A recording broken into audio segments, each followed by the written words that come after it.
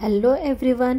जर कोणी घरी पाहुणे आले किंवा काही स्पेशल बेत असेल तर नेहमी पनीरची भाजी किंवा त्याच भाजी खाऊन कंटाळा आलाय तर चला मग अशी मस्त चमचमीत व्हेज मराठा कसा बनवायचा तेही अगदी घरच्या घरी मस्त आणि चविष्ट, खायलाही चविष्ट आणि करायलाही अगदी सोपा अशी व्हेज मराठीची रेसिपी आज आपण बघणार आहोत. करायला फार सोपी आहे आणि खायला तर फार मस्त लागते. तुम्ही देखील एकदा ही रेसिपी नक्की बनवा. चला मग सुरू करूयात आपली ही व्हेज मराठीची रेसिपी. सर्वात प्रथम आपण कोफ्त्याचे साहित्य बघूया. मी कोफ्ते बनवण्यासाठी इथे गाजर किसून घेतलेला आहे, एक फ्लॉवर बारीक चॉप करून घेतलेला आहे, बटाटा उकडून तो असा मॅश करून घेतला आहे, आलं लसूण पेस्ट, बारीक चिरून घेतलेली कोथिंबीर आणि 3 ते 4 सिमला मिरची बारीक चिरून घेतली आहे. तसेच हळद, गरम मसाला, गोडा मसाला, मीठ घेतलेला आहे. तसेच धणे भाजून त्याची पावडर मी घरीच बनवली आहे, धणे पावडर, लाल तिखट, तसेच कॉर्नफ्लॉवर, बेसन आणि मैदा हे सर्व साहित्य आपल्याला कोफ्ता बनवण्यासाठी लागणार आहे. आता कोफ्त्याची जी आपण ग्रेव्ही बनवणार आहोत त्या ग्रेव्हीसाठी मी ते कांद्याची पेस्ट करून घेतली आहे. तसेच खोबरं बारीक करून त्याचीही पेस्ट बनवून घेतली आहे, टोमॅटोची पेस्ट घेतली आहे.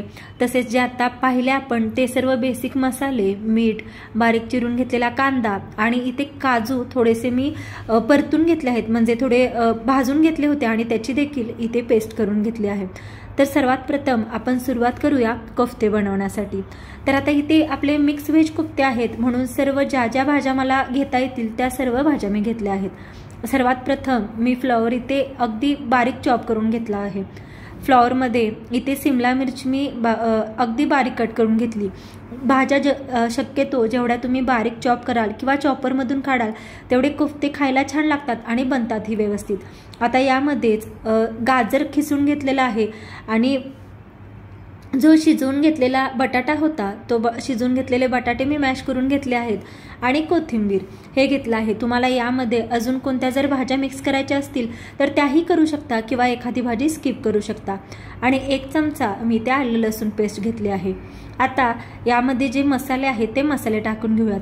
सर्वात प्रथम घरचा जो लाल तिखट असतं ते लाल तिखट टाकलं. अर्धा चमचा मी ते गोडे मसाला टाकला आहे. तसेच अर्धा चमचा आपला जो गरम मसाला असतो तो गरम मसाला घेतला आहे. पाऊण चमचा मी इथे धणेपूड टाकलेली आहे. तुम्हाला जिरेपूड हवे असेल तर जिरेपूडही टाकू शकता. आपले जे घरचे बेसिक मसाले असतात जे तुम्ही नेहमी वापरता त्या मसाल्यातही हे मस्त बनतं. तसेच चवीनुसार मीठ घालणार आहोत. तसेच आपण जे घेतलेलं पीठ आहे म्हणजे मैदा, कॉर्नफ्लॉवर, मैदा 1 चमचा घातला, कॉर्नफ्लॉवर 1 चमचा घातला आणि आता आपण बेसनचं पीठ घेतलेलं आहे ते बेसनचं पीठ देखील 1 चमचा घालणार आहे. तुम्ही कॉर्नफ्लॉवरचं प्रमाण किंवा मैद्याचं प्रमाण अगदी ॲक्युरेट तेवढंच पाहिजे असं नाही, थोडंफार कमी जास्त झालं तरीही चालतं. आता हे कशासाठी घालायचं तर कोफ्ते मस्त क्रंची व्हावे याच्यासाठी हे मैदा, कॉर्नफ्लॉवर आणि बेसन आपण यूज करतोय. आणि ते मी अर्धा चमच्याला थोडीशी कमी हळद घातली. आता हे सर्व अगदी व्यवस्थित आपण मिक्स करून घेऊयात. कॉर्नफ्लॉवरऐवजी तुम्ही तांदळाचे पीठ यूज केलं तरी चालतं, कारण दोन्ही पिठांमुळेही कोफ्ते क्रंची होतात. चला तर आता आपण पीठ मिक्स करून घेतलंय, याचे कोफ्ते बनवून घेऊयात.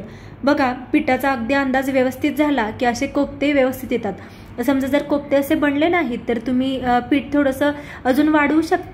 इथे आपल्याला व्हेज मराठा बनवायचा आहे म्हणून मी असे लांबट आकाराचे सर्व कोफ्ते बनवून घेतले आणि हे सर्व कोफ्ते मस्त तेलामध्ये अगदी गोल्डन होईपर्यंत सर्व फ्राय करून घेतले आहेत.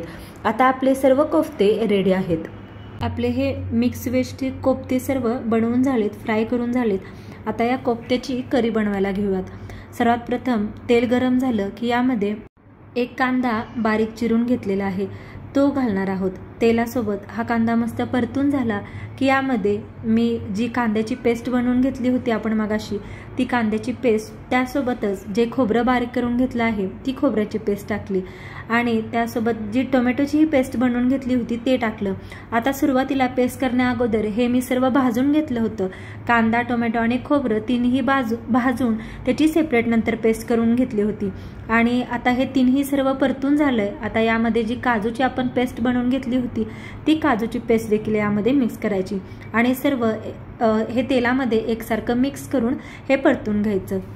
यामध्ये मी अर्धा चमचा गोडा मसाला, अर्धा चमचा गरम मसाला, तसेच जे आपलं घरचं लाल तिखट असतं, तुम्ही कोणतं लाल तिखट वापरता ते घरचं लाल तिखट चवीनुसार, तसेच धणेपूड, जिरेपूड, हे सर्व बेसिक मसाले जे आहेत ते सर्व मसाले मिक्स करून घ्यायचे.